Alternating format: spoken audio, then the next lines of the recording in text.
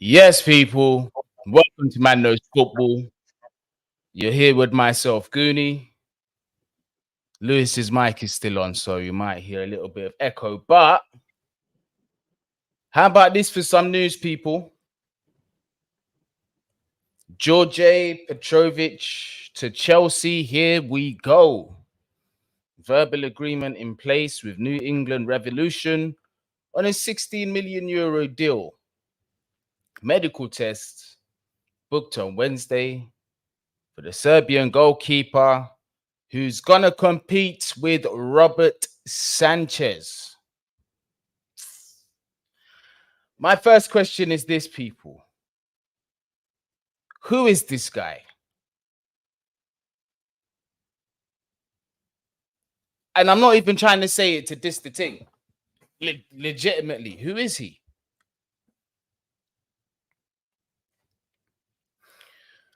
Because I ain't going to lie, I'm caught in between a rock and a hard place. Pause. I haven't seen Sanchez long enough to be able to say, I don't want this guy at my club. Nor have I seen anything that tells me, yeah, I want Sanchez to stay at my club. Sanchez, and we've got a very small sample size here. Sanchez has conceded 3 goals out of 4 shots conceded. 3 goals out of 4 shots conceded.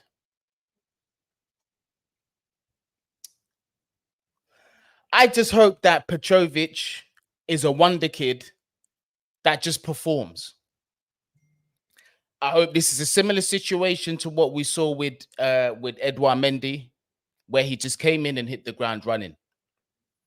Because if there's one position you don't play with, if you want to compete for anything, it's your goalkeeper. It's your goalkeeper. And obviously, we're going to get Lewis's thoughts soon. But before we do that, we've got 147 people in the building. I'm going to need those likes to be going up. Try and get me to 100 likes, people. I don't think that's asking too much. Need some movement up in this algorithm. I've just got back. You get me? 156 people in the building. Welcome if you're just joining. Lewis will be here in a second.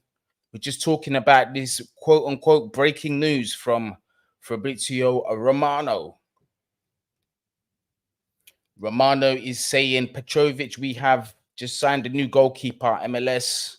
He's about to take his medical. But you know what? Let me go through the comments, see who's here. Big up yourself, Mixstar Minerals Medina. Big up myself. You get me? Smash the like button and all that. Mamadou from Senegal, myself, Jackson isn't even a starter for us. He can't be Chelsea main striker. He's got the potential, though. Interesting. That's definitely going to be a topic that me and Lewis are going to be discussing, whether we think that Nicolas Jackson is a natural striker, an all-out number 9. You get me?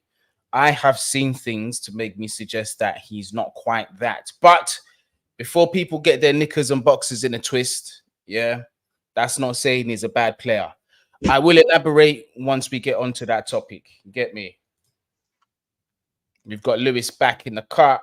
Lewis, how you doing, my bro? Not bad, other than the football, as always. But I don't feel like I felt last season.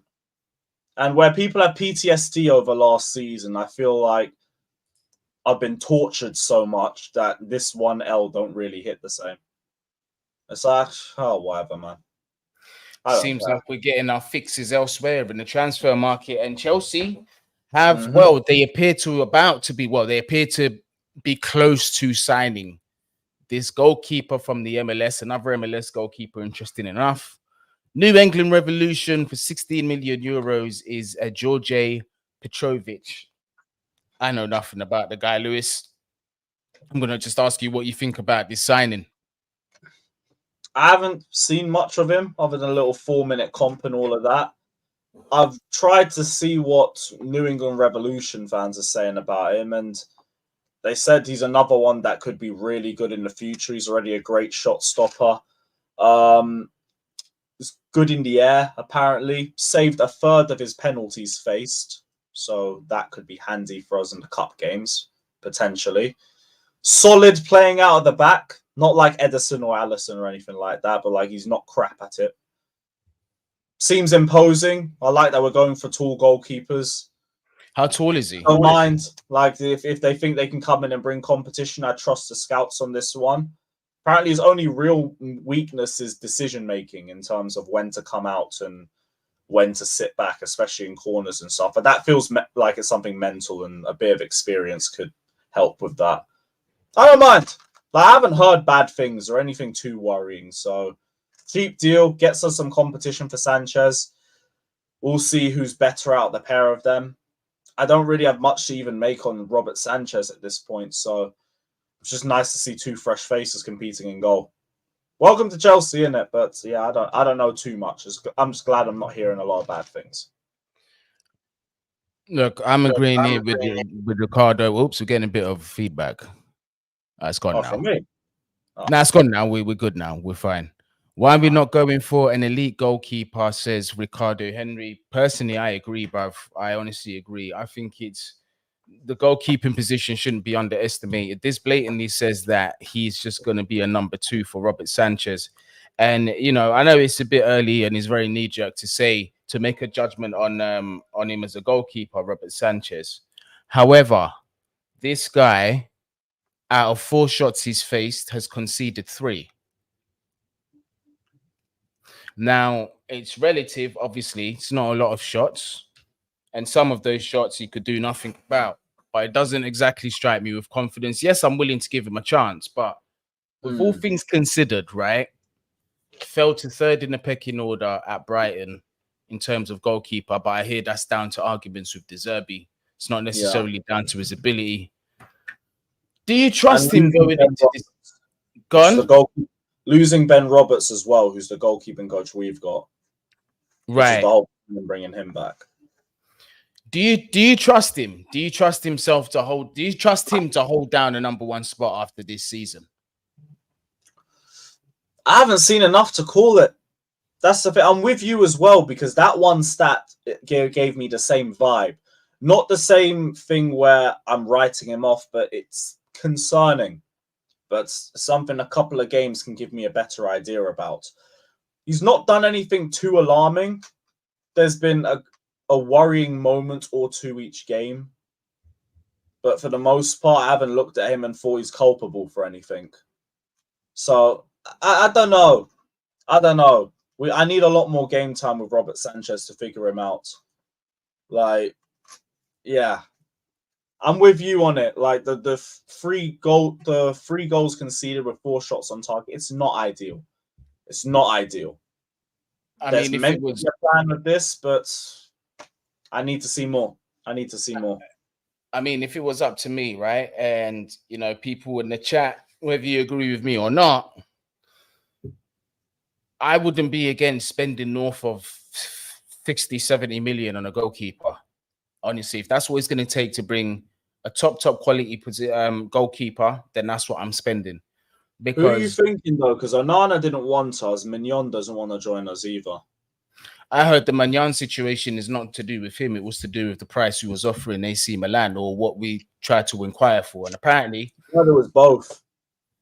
Oh, I swear down. Want to join us because we're not in Europe. Oh wow. I mean, Costa's another option that I would have considered, but he doesn't seem to be he's not really hitting it big with the Chelsea fans at the minute, Diogo Costa of Porto. But honestly, I think he's a massive upgrade to what we've got. Outside of that, maybe the club want to visit the Magnan situation if we get ourselves back in Europe. If that's the case, and we're just being patient for one of our number 1 targets, and it happens to be Magnan, then I'm just gonna have to go with it. Man. But it still concerns me. I'm not gonna lie. Like, it just having these 2 as number 1 and number 2 for goalkeepers. I'm not sure. Well, with this guy, obviously, I cannot make an informed judgment. I haven't really seen this guy play much football. So for me, it's an unknown entity. He might come in and he might impress. But we'll see. We'll see what happens with that situation. But Lewis, man, we got absolutely embarrassed. 3-1 by West Ham. 3-1 in what was, for me, there were so many things wrong with that game. I ain't going to lie to you. And I think we spoke on your stream yesterday, and I'm still looking at Pochettino as the main culprit for that loss. But I didn't really get your thoughts on your manager's stance on the game yesterday. So just talk me through that. What do you think of Pochettino's decisions? I think it's a turning point in the game for us, because one of the reasons why I'm not so stressed about the West Ham game is because we should have had that game won. Should have had that game won by half time. And if we didn't change things up in the second half, we probably still would have won the game. Carney off and Mudryk on was the whole turning point for me, not the Enzo miss. If he scores, maybe we win the game. Whatever happens with penalties, we don't have a standard penalty taker on the pitch. Ifs, buts, and maybes don't mean anything, because if he scored, no one complains that Enzo is taking penalties. So, yeah, Chukwuemeka off and bringing Mudryk on, just I don't get that. The bigger question to me with that is, where is Andre Santos? He wasn't even in the squad. I feel like he's the one player I would have brought in with Chukwuemeka off, and we could have restored some balance to that midfield. The balance was completely gone. Playing out the back was a bigger issue for us as a result of that. And it just caused more pressure to be applied to us in transition. Individual mistakes are also partly to play. Disasi was shaky straight after the yellow card. Colwill needs to do a lot better with Antonio on that. He gets beaten way too easily. 100%. Doesn't even look like he takes it in properly. Mudryk being crap coming off the bench also doesn't help. Chilwell for the first goal, I blame it on him for the build-up play leading to that. It's just another poor short pass from him that he does way too often, and it leads to a silly corner. There's a bunch of different mistakes. I don't blame Poch specifically as the reason why we lost the game, but it's a very big factor. Very big factor. He made the wrong decisions in that game. Mudryk, you can talk about his ability or not. Like, I think he needs to start showing a little bit more, but it's annoying that we're playing Chilwell at left mid just because he tracks back when defensively he's not even that great. Just feels like a net negative. Doesn't make. I would rather just give Mudryk the time to grow in that left wing position, because I saw Chilwell play with space in the first half. So much space to play. Mudryk comes on, West Ham are parking the bus. He's got nothing. It doesn't help. So there's a bunch of different factors with this. You could say Poch had the deciding factor with it, but the players are still culpable too. I just say experience probably plays a factor into it too, because there's a lot of players who don't have Premier League experience and a lot of players who don't have experience on the Poch. And we looked inexperienced as fuck in that second half. My thing is, T-Dot, big up yourself. He's left a comment here. Played 4-2-3-1 all pre-season, and I get why you change it for Liverpool, but wrong tactics for West Ham. I actually said this as well. I said that, back five against Liverpool is understandable considering the opposition. Yeah, they're not quite the full article, but they've got a lot of danger in that side, and we've got to do damage control. And particularly how quick that forward line is, we don't really want to be risking it with high lines. But then I said the same. Well, with West Ham, I was like, why are we going with the back five? And then it was only this morning I thought to myself, like, I can't be so short-sighted and just forget things. I think Pochettino's hands were a little tied, because it would be suicide to play Thiago Silva in the back four and a high line. We get smoked, mate. We'd get smoked. On that counter-attack, we'd be in big trouble. And that's hindering us from playing the back four, because, look, our other options that can play there, Badiashile is not quite fit. Fofana's out for this season. So there's only Colwill, there's only Thiago Silva. Close to him. Because I think Gusto was the more defensive of the two. Chilwell was bombing forward most of the time. Yeah, it's true. I mean, at some phases of the attack, it did shift to the back four, and then Chilwell went up to the left wing, which was another thing for me. I know, like, you know, wing backs are supposed to operate as both fullbacks or wingers, but you know, in a situation like this when we need to open up the game a bit, first of all, Ben Chilwell for me of recent, he's been a little disappointing for me in terms of defensively. He's not been great, and going forward as well. One of his strengths. I mean, at times he's taking too long to make decisions. He's breaking down the attack, and it's getting way too frequent, and I'm getting tired of it. Do you know what I mean? So, what does Maatsen have to do to get a game? I don't understand here. We tried him in the back four as a left winger. He got a goal and an assist, and I believe, or just a goal, one of the two. But he got some kind of output out of it. Why would we persist him with Chilwell in that role? I don't get it. I don't get it at all. Like, I feel like it's an experience thing, but experience can only get you so far. The guy's a press trigger in nearly every game, isn't solid defensively, and doesn't have good ball control. It's just ball carrying, crossing, decent shot technique. I won't lie, he's good at that, but there's too many holes in his game. You're only as good as your weakest link, and right now I'm looking at the left-hand side, and it's weak. It's not looking good, bro. It's not looking good. You know, Francis has actually made a good point. He says Maatsen is under contract negotiation. So I guess that's probably why, until they sort that out, is when we'll probably be seeing a little bit more via Maatsen. Hey, 52 people in the building at the minute. Just make sure you smash that like button. You get me? We need to get ourselves back in the algorithm properly. So give me some likes. I think it's fair to ask, get me up to 200 likes, people. 200 likes. Let's start there. I'm starting off small. I'm giving you a lot of challenge. Just work ourselves up from there. You get me? But I want to talk about who we're going to talk about first, Jackson or Thiago Silva. You know what? We're just going to rip the band-aid off. We're going to have a very uncomfortable conversation about Thiago Silva. I'm not even going to lie to you. All right, let's have this talk. Let's have it right. Thiago Silva, for me, is one of the best centre-backs of his generation. Proved it at AC Milan, proved it at PSG. Even when a lot of people laughed when we signed him, he came to Chelsea and he proved himself 100%. But if there's one thing that no player on this earth or no human being on this earth can cheat, it's time. And I say that to say this. Thiago Silva needs to be used very, very sparingly at this moment in time. And I think we need to consider phasing him out of the game, out of the club, in a sense of being a player. In terms of keeping him on as a coach, I'm all for it.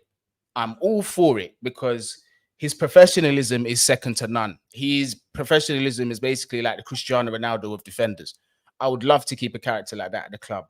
But if we're being real, him being in the squad, especially if we want to be going to that back four, is a bit of a tactical hindrance. Because it's like I mentioned to you, if we want to be playing a high line, if we want to be pressing further forward and, you know, committing more numbers forward in the attack, we can't have Thiago Silva waiting there and being one of the last lines of defense. And then we're coming up against players like, I don't know, like a Saka, like a Jeremy Doku, who's now coming to the Premier League. These men will smoke him out of his boots. We don't want to keep putting him under pressure like that. And on top of that, we don't want to... positionally in the right place, though. He is, but the thing is, you can't account for speed, though, Lewis, sometimes. And the thing is, as well, it's like if you're asking him to make them gut-busting runs, this man is 38 years old, bro. You get me? He's gonna do muscle damage. Period where he got beaten by somebody in the West Ham game. Sorry, I thought did I miss a period where he got beaten by anyone yesterday? No, I just felt like at times he slowed down the play a little bit. But listen, this is more to do with him on the ball and stuff like that. That's where the debate might be. I'm not watching that too much. Slowing down possession, I get that. But in terms of him still starting, he's been our best centre-back the last 2 games. But listen, I'm telling you now, it's an uncomfortable conversation because it's early, bruv. Going forward, we cannot rely on this guy. We can't. The entire season. We can't do it. Like, I'm here for uncomfortable. I've been trying to run this Chilwell as a question mark bandwagon for the last 3 months, and they've been trying to rip me apart about it. I'm with you, but with Silva, I don't really see it yet. I don't see it. So with Like, I'm let not me saying ask you're you. wrong or nothing. I'm going to keep an eye out. But like defensively, I think he's been the best one that we've had still. Okay, let me ask you. Let me ask you. If we wanted to commit our defensive line a little closer to the halfway line, right? We want to squeeze in a team in their own half, like an Arsenal or whatever. Are you trusting that? Against an Arsenal, I feel like against Arsenal, we'd be better playing off transition ball. But I'm just no. But I'm just saying because in phases. That's what we've done in pre-season. We've attacked with speed. We've played deeper and we've pushed forward quickly. I think we can do that. But And we've still also. But what's this? But we've also retained. And one of the things that Poch does well is have his teams retain possession. And if we're going to retain possession, we're going to have to push up to a high line if we want to press on goal. We have to do it. There's no two ways about it, fam. That's fair. This is my question. When you've got a quick centre forward and two quick wingers as well, brother, committing that line is going to be risky, bro. You need people that have got that recovery pace. Now, here's the thing. I'm not saying Thiago Silva is a slouch. People might think this guy's contradicting himself. No, it's the volume of running this guy's going to have to be doing. And I'm saying for this guy's age group and the injuries, bro, it's not looking good, cuz. I'm telling you, there's nothing. It's not a case that we could just took him off early. Say that again. Minutes. Then if that's the case, you not think we could like hook Thiago Silva off early in games? We need to. And to be fair on Pochettino, right? I think part of his plan was to use him sparingly this season anyway. I think we was going to see him more featuring cups and things, not so many high intensity games. I don't think he was going to give him that. But the situation with injuries, you see Georgie saying here, the situation with injuries is probably forcing him to play. Well, it is forcing him to play what he's playing now. Because Georgie's saying here, Guni, he's waiting for Badiashile so we compare him with Colwill. Disasi and Colwill is too early. I agree with that. I can't lie. I do agree with that. A Disasi and Colwill partnership. Or maybe Disasi, Badiashile, Monaco throwback. I have to agree. I wouldn't play Disasi and Colwill together. What would you think about that? You think that's still a little bit too early to be playing them together? Cole and I don't know. The Sarsi's looked good, but he's had worrying moments in games twice now. So, like, I wouldn't be against it, but I'd still would rather Silva and Colwell. I think they're both much more defensively sound, personally. Another uncomfortable conversation that needs to be had. If Colwell don't step up his defending, and remember, this is okay because he's young. I'm not asking him to be sold. And Badiashile's fit, he's going to have to sit down. Because what I saw against West Ham yesterday was unacceptable. Now, there's such thing as a learning curve, and there's such thing as form going up and down. But to not commit to a challenge when you've got acres of space behind you and it's just your goalkeeper and goal, it's unacceptable, bruv. I don't care if you're a youth academy player or what. To get brushed past so easily as that, it's unacceptable. And I hope Pochettino went off on him for that. Now, people are going to say, well, what about Thiago Silva before then? What about Disasi before then? Even still, we're focusing on Levi Colwill now. Because Badiashile, ever since he stepped into Chelsea, can you remember many mistakes this guy's made? I remember the Southampton game he stunk, but that was it. That's about it. That's about it. But outside of that, have you ever seen him panic? Have you ever have to see him make like recovery challenges and things of this nature? Nope. You don't. You don't. And I think in terms of development, obviously Badiashile's got the 2 years on him, but this just goes to show the difference in quality of and the difference in experience. Because Badiashile, this guy's got bags of experience for a 23-year-old, and he's done it Champions League, League One, now he's in the Premier League, so he's decently experienced. I think Colwill needs to humble himself a little bit when Badiashile comes in. If his form doesn't pick up, and he needs to watch how the game's played through Badiashile. He really does. He's got to be fair with him at least. Like, I get Cole. Actually, I don't get it. Whoever's better out of the pair needs to start. That's what I liked about bringing Colwill in. It's good competition. But I don't want Colwill just holding that position because he's been playing longer. Because Badiashile got jumped by 3 coaches repeatedly for no reason. And I didn't get that. I didn't either. And it's not enough for me that Levi Colwill can start attacks from the back and he can spray a fantastic pass. I need to see some defensive soundness as well. That's even more I important. can get that from Badiashile too if I want. Maybe not a higher volume, but I can get it. This is what I mean. So look, for me, Colwill definitely he's got to step up a little bit. But I also feel harsh at the same time because this is a team that's just really they're just coming together, man. Whole bunch of new signings coming in, new manager, new setup. We're starting from ground zero essentially and working our way up. So there is room for that kind of understanding. But let's move further up the pitch. Nicolas Jackson. 420 people in the building. Smash that like button, people. Yeah, make sure you give the video a thumbs up. Subscribe if you are new. Nicolas Jackson. A lot of people have looked at my title and have said, Guni, you're questioning this guy already. You don't think he's good enough to be a striker. Don't be harsh. I've never said that. I'm just saying with my eyes, he doesn't look like a natural number 9 to me. Does that translate to him being a bad player? No, because I've said the same thing. I said the same thing. Brilliant player, but I could understand him being more of a centre forward and inside forward. I see him more as someone who could get more involved in build-up play. Now, the finishing part is still there. I remember the preseason. I haven't forgotten, but I see too many times where we get the ball into the box and we're looking for him. He's not really there. That's the thing. And if you notice, right, this guy, anytime he's on, when he likes to attack, his favorite thing is to drift off that left. And you know who he reminds me of? Not his stint at Chelsea, but Pierre-Emerick Aubameyang. Because Aubameyang is an attacker that likes to drift off the left. And he done it effectively, even during his time at Borussia Dortmund. Arsenal fans will tell you a lot of his best games was drifting in off the left as well. I see this guy being a similar sort of player. And I don't think it's a coincidence that when Nkunku was on the pitch, he seemed to be getting goals and he seemed to be intertwining with him a lot better. Because if you noticed in the preseason, it was actually Christopher Nkunku that was finding himself in the centre forward position. And it was Nicolas Jackson that was really at times finding himself wide, playing that ball into Nkunku.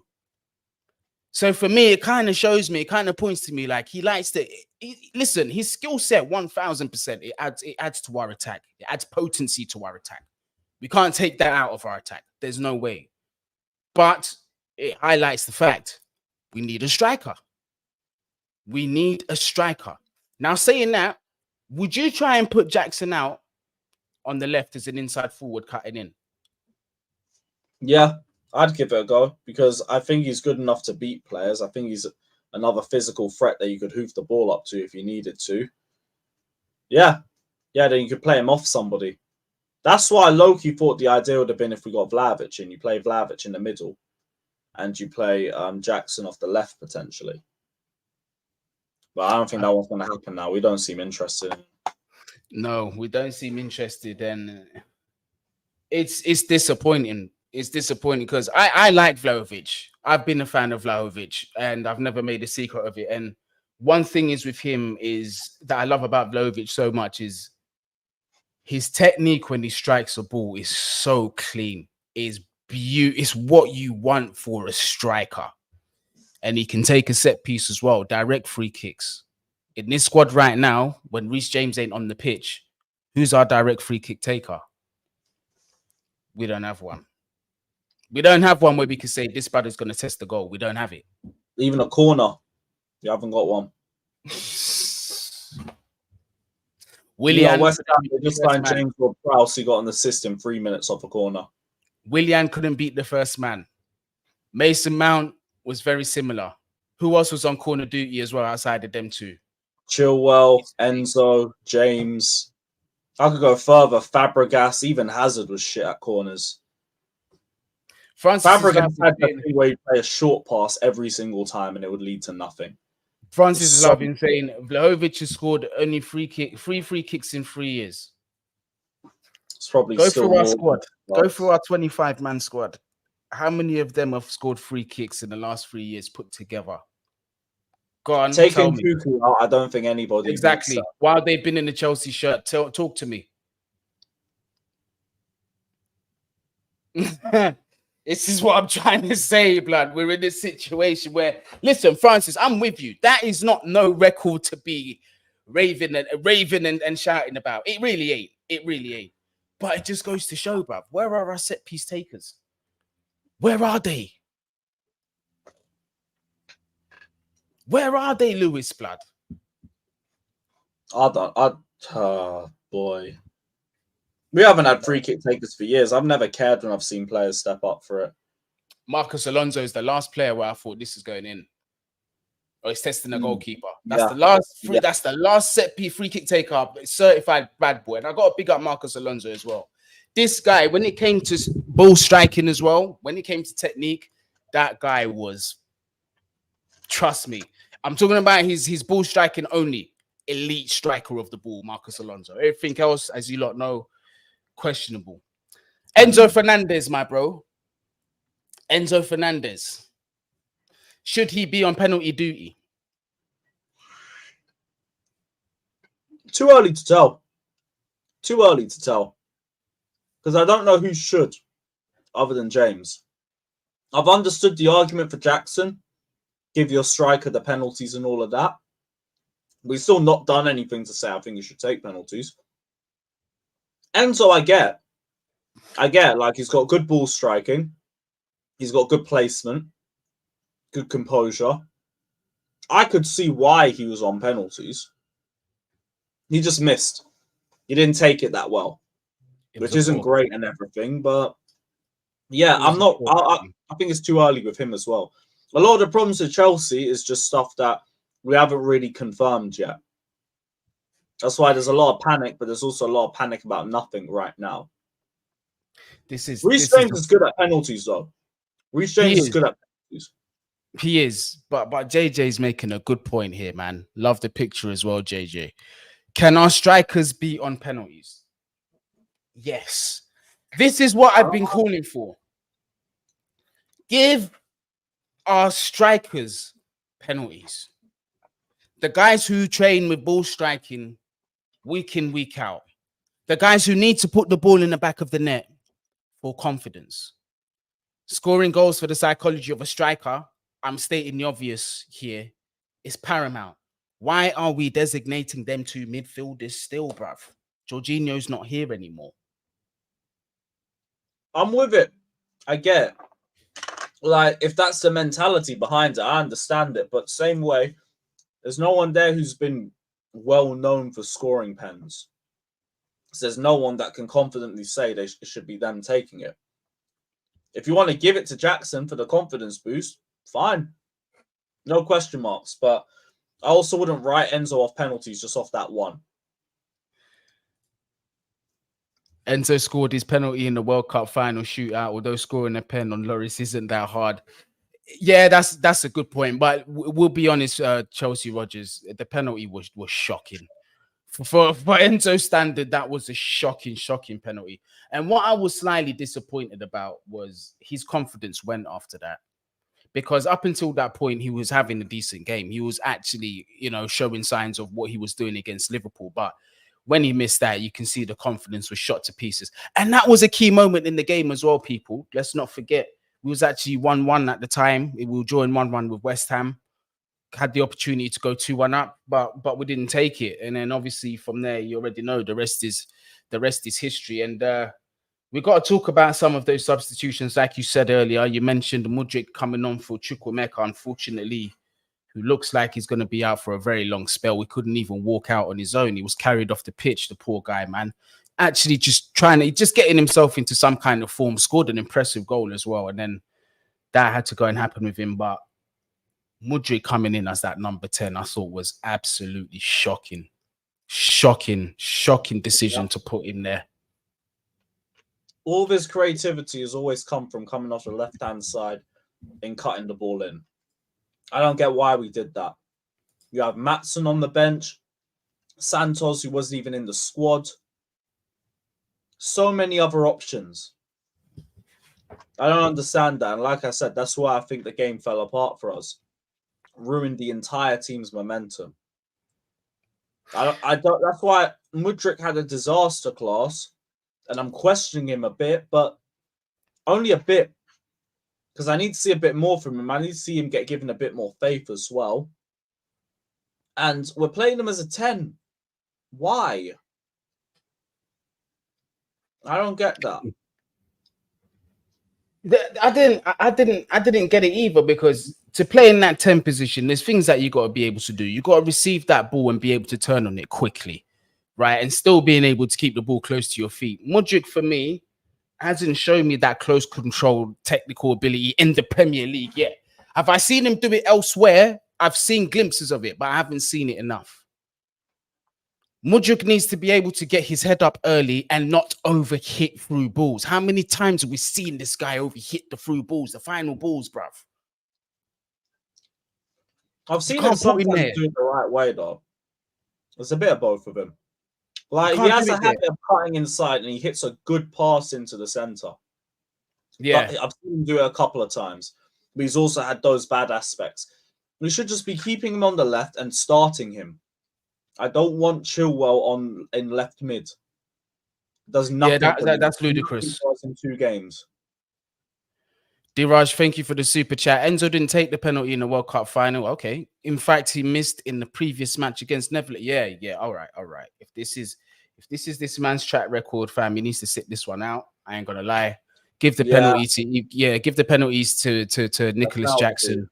Yeah, give it to our strikers. Just give it to our strikers, man. We need to go back to that time. And we need to go back to that time in the Prem. You remember back in the day, bruv, when a player thought that he was going to put the penalty down, the ball down on the penalty spot.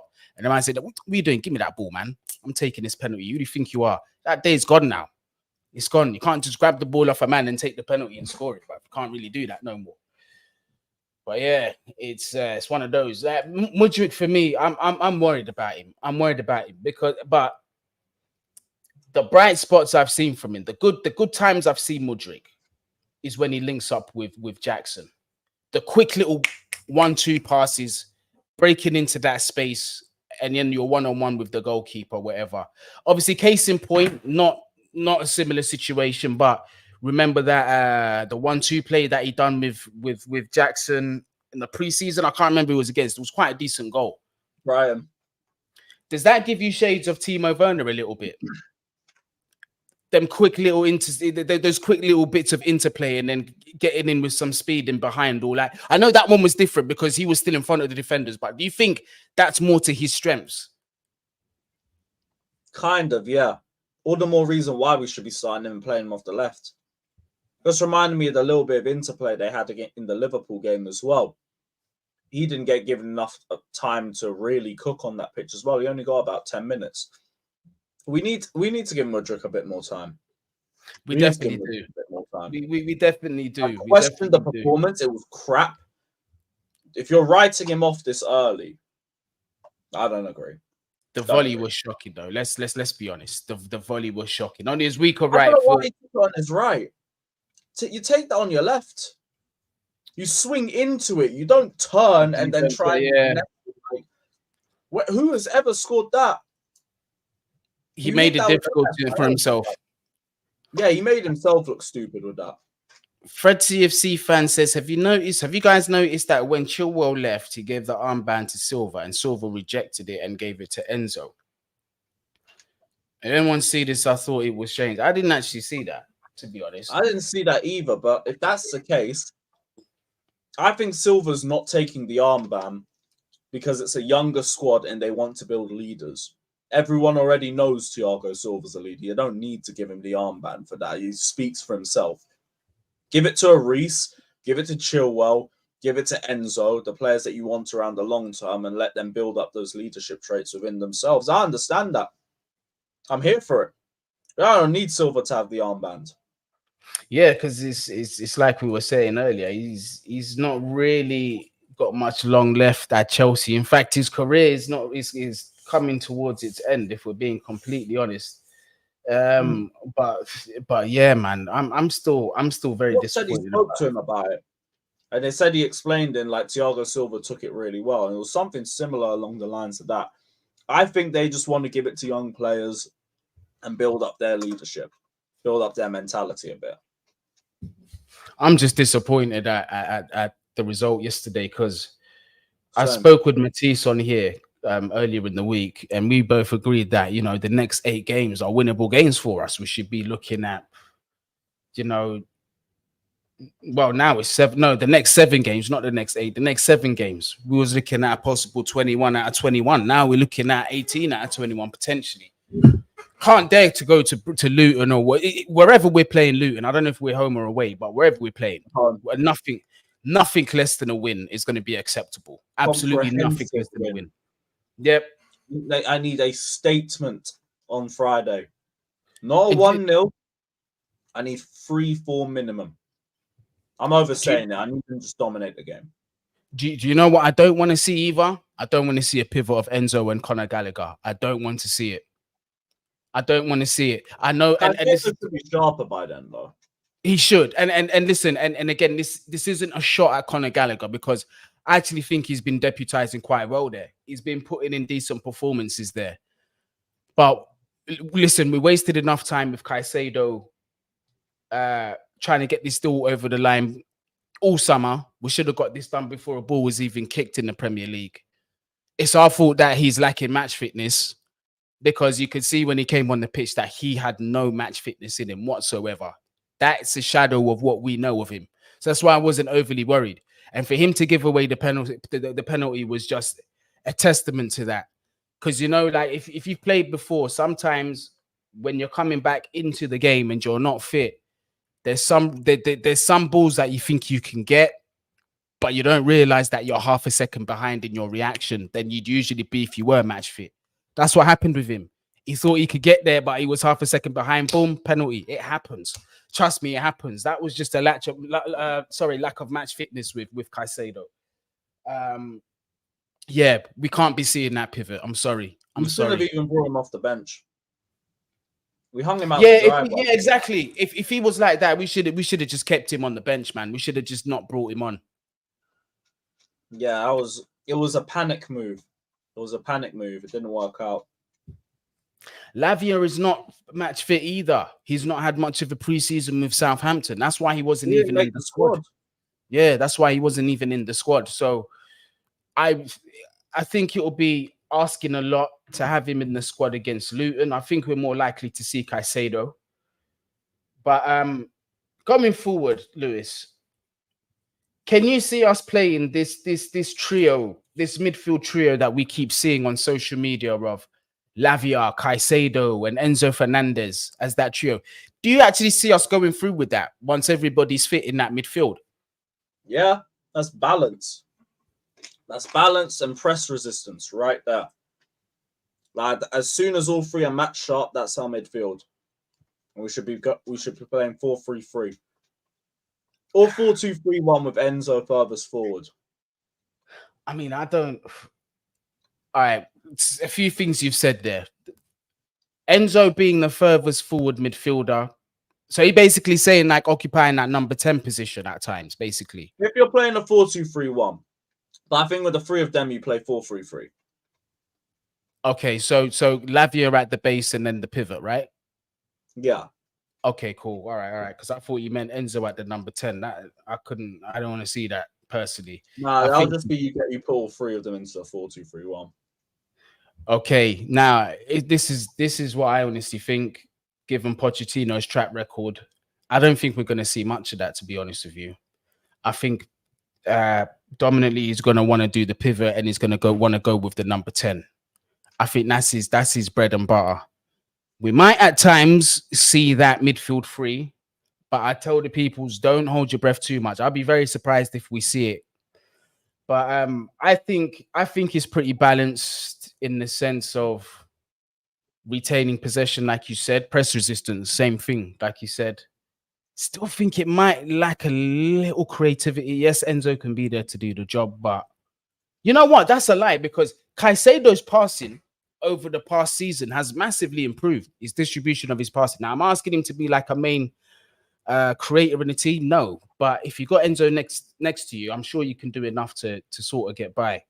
And also there's Lavia as well. We can't forget him because he knows how to break lines from deep as well. He's a quality player. So definitely I can see the balance there, but it's just whether the manager's going to do it. Ibrahim's asking thoughts on Ryan Shirky, talented kid I've seen since Felix. What do you think of this player, Lewis? I see how he's stylistically similar to Hazard because I've seen that comparison. Very strong on the ball while dribbling. Seems to float and be able to create from anywhere. Looks quality. I don't know if he fits what Poch wants because he doesn't track back. And Mudryk don't do that either. You can't have one and you can't have two of them that don't do it. But as a player, he's got the technical quality that I'd bring him. Poch doesn't want him. That's the problem. Yeah. Poch doesn't want him. Poch doesn't. The rumor is we don't want Kudus. Well, we don't want Kudus because apparently of his because of the African Cup of Nations. And remember, Jackson's most likely going to be going as well. So that'll be two players that will be leaving for that competition. And you don't really want to be doing that. But it's a shame that we're not going for him. I still think he's a good player. But Roz, let me know if you're from Senegal as well. But he's saying Jackson grew up as a winger. That you see, I can believe that. Jackson grew up as a winger and he only got to Europe last year. Jackson can't score headers and tap-ins. Interesting. Broya, Eli Wahi, Datro Fofana, and Dejuan Richards are the poachers. 100% is what man's saying. That's concerning for me. But obviously, respectfully, Barrows, I'm not saying that you're not telling the truth or whatever, but if this guy doesn't have that aerial aspect in his game in terms of scoring headers, we're going to be missing a lot of chances, my friend, because I heard that was a worrying part of his game from Villarreal. Is what? Sorry? I didn't know he's a winger, though. But you can believe it by watching how the man plays. Yeah. You can well believe it. Makes sense. And it keeps bringing us to the question. If this guy is a converted winger and does actually fit our suspicions that that's what he is, playing as a central forward, for a season where we're supposed to be aiming to be getting top 4 with no excuses, is this a gamble? And is it a gamble worth taking? But that's why I think we're going to go and get other players in. The reports have been that we're going to go and get 2 or 3 more players. And Poch wants experience. So I would hope we follow up on that. Because we do need another number 9. We need a 10 now. And Cuckoo and his replacements are gone. So we need to start moving quick. But I do believe we will. So we need to see what the team's like at the end of the window. It's just now there's like a week or so left. I'll be real with you. Outside of Vlahovic, I can't see anybody on the market who can finish better than Vlahovic right now. And we're not interested in him. Who's left? Market's crap this year. That's why I get Chelsea waiting too. Maybe we get someone short term again. I thought that wouldn't be a bad shout. I say maybe we wait until one of the things I suggested is maybe we wait till the last week of the transfer window and we look to explore that as an option. Even if it's a striker in for a year that knows how to score goals. And the name that kept coming up in my head, it's going to be a controversial one, is Mediterranean. That guy's name kept coming up in my head. Yep. If he would agree to a year at Chelsea, I think he got either over 20 goals or goal involvements last season. Somebody in the chat will definitely tell me. There you go. Taremi's contract is running. And people, listen, before we jump the gun, Taremi is not, I'm not saying he's here for the long term. 22 goals, 7 assists last season. Come just on. in the Portuguese league. That's just in the league. 12 the season before. 16 and 11 the season before that. Come on, bro. This is what I'm trying to say. Come on, bro. And then you can probably get this guy for about 15 million or less. Just tell him to come into that front nine. 5 in the UCL last season. This is what I'm saying. Taremi's not a dick. Do you remember the goal he scored against us? That was nutty. This is what I'm saying. Now, I would not be against this guy. I would not be against him. Fred saying Ivan Toney, this would be a huge gamble. Ivan Toney, again, he's not kicking ball until January. And once again, there is also that option, Fred. I'm not saying no to Ivan Toney. It's a gambling joke. It's caught you out on that one. Fuck's sake. Fair enough. Done well. I wasn't sharp that one. I wasn't sharp. You got me there, Fred. Fair enough. And well spotted there, Lewis, because I was actually going to answer this question seriously, like a prick. But yeah, Taremi short term, the go for Oshiman. Oshiman's interesting because we don't know the situation with the contract. We don't know the situation with his contract. He might sign in the summer, though. Huh? He's got a year left in the summer. That's what I'm saying. The striker market next year is better than this year. This year it stinks. There's going to be some breakthrough names as well next summer, I think. Benjamin Sesko is going to have a very good season, I think. I think he's going to dump in the Bundesliga. But then again, people say Bundesliga tax, you never know. Nah, that boy, he's techie. I'm telling you, him. There was another striker over there as well. I forget his name. Klozek or something. His name's Klozek, I think. He looks good.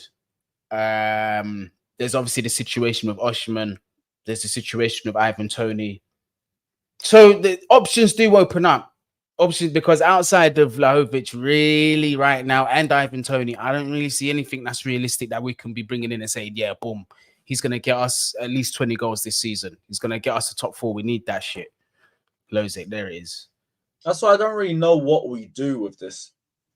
But that's also why I'm not stressing. If the market's crap, what can we do about it? Not overpay, because that's what we've done in last time. And the series of player that we're looking at, the Moroccan who had a decent feature at the World Cup, El Nassiri. Oh, yeah, he's meant to be brazy in the air. Yeah, scored in the World Cup, scored versus Man U and City. These Moroccan players, right? They turn up in big games. I don't know how they do it. They just slap their bollocks at the table and they just fucking turn up, bro. I've got to give it to them. El Nesri is another one. Obviously, Amrabat, who somehow still hasn't gone to Manchester United. Would you consider him as an option, as a midfield option? Amrabat. Yes. I've kind of wondered why we haven't gone in quicker for him. Wanted for 25, 30 million euros. Yep. Exactly.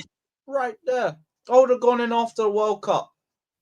Liverpool need 2 number 6s, actually. No, actually, they just signed Endo, haven't they? So yeah, I would say for them, I would more say from you signed Endo, you need to be getting Decore, but I don't think they're gonna be going after Decore. He's proper, he's ledge. El Nesri misses bare chances, man said. Mahmoud Omar says, I want Pochettino to establish playing style before winning. I agree and I disagree. My thing is that if you want playing style, why are you playing one way through preseason, a different way afterwards? Have some consistency. But but then actually, I guess we kind of explained that with the Thiago Silva situation, didn't we? Can't really play a back 4 and a high line with Thiago Silva in it. Uncomfortable conversations, people, but that's just where we are. And to those of you that might have been a little bit offended by what I said, because I know I kind of shook the cage a little bit with Thiago Silva, it doesn't feel good to say it myself either. I love the guy, absolute flipping legend. I shouldn't even be offended by it. I know, but remember, I hate people who get offended by football takes. I know, and there's one thing that we've got to remember: it's Chelsea FC. It's not Player FC. You know what I mean? As good as you have been, if it's getting to a point where we need to move on from you, that's the harsh reality of the game, fam. and we're going to have to phase this guy out. Unfortunately, we're going to have to. But you know, injuries have made it. We're going to have him feature more than we'd regularly like him to. And the last comment I'm going to read out before we call this an end. But before people go, smash that like button, subscribe if you're new, leave your thoughts in the comments, all that stuff. Yes, I am having to ask a lot more. It's only because I only got back into the consistent streaming last week and I'm trying to get back up in that algorithm. So keep smashing that thumbs up. 1 billion spent, no goalkeeper, no centre forward, no left back, no goal scoring wingers. How, Lewis? Very good question. How is this? Maybe put Jackson on the wing and you might have something. True. No centre forward, again, Jackson. No left back, we just got two that aren't good. Sanchez, still a question mark. There's just after 2 games, still question marks, which isn't ideal. But Luton, we must have an answer. We must. 100%. Guys, would you go get João Cancelo? I would. Yep. Purely for the fact that Cancelo will add what Reece James takes away from the team when he's not in the squad, because Cancelo, he can deliver a disgusting cross. He even plays these balls from the outside of his foot from deep that meets his striker, does it on a regular basis. The guy's He'd end up being a starting winger. The guy's a baller.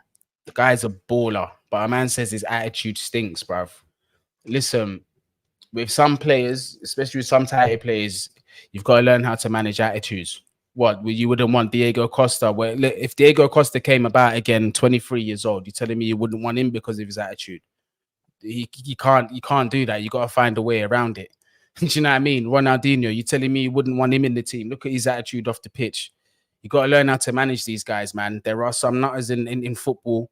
They have successful careers. Why? Because their managers know how to manage them. You get me? So sometimes you can't just look at attitude, bro. You got to look at the manager to be able to manage that attitude. You get me? But Lewis, big up yourself, man. Thank you for joining the channel. Obviously, you gave me a redirect from your previous live. So to those that didn't get to see that live, make sure you go back on Lewis's channel and check that out. Is there anything else that you'd like the people to see that you've got coming up or that you've already got up on your channel? Hey, we're just going to be live every afternoon. Just talking transfers. So stay tuned. Big up everybody. Big up everybody. For now, I was going gym and I'm going to go relax because I hear I need a long sleep. Been streaming for 6 hours straight. Oh, you've been putting in work. You've been putting in that work. The mad thing. Right. So there you go. Lewis has already told you, what you need to what he's got on the channel. As of my channel, I'm going to be trying to upload every single day. Make sure you give the video a thumbs up. Make sure you hit that subscribe button as well. Leave your thoughts down there in the comments. We're going to be back actually tomorrow. I'm going to be back with Darko. We're going to be back with Darko. We're going to discuss transfers. You're more than welcome to join in if you want to make an appearance, bro. I'll throw you the link. If you can join in, you can join in. Probably roughly about the same time. But Darko will be on the show. We'll be talking about, the 2 or 3 players that we potentially could be signing and how it could be a bit of an exciting end towards the transfer window. So make sure you stay on this channel, bruv. So people, as always, big up yourself. Gareth Southgate out.